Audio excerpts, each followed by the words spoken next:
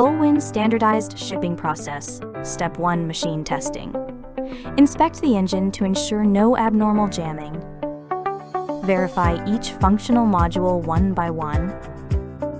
And guarantee the machine is 100% operational.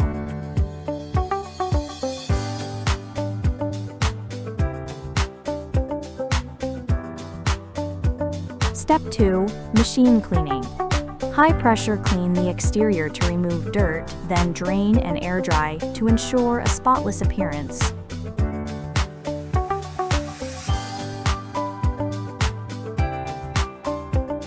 Step 3. Grinding and rust removal. Eliminate rust and aged layers to ensure a smooth machine surface.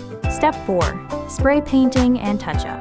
Perform detailed touch-ups to restore the paint, ensuring the exterior looks as good as new. Step 5. Paste identification. Ensure the machine complies with transportation and usage standards.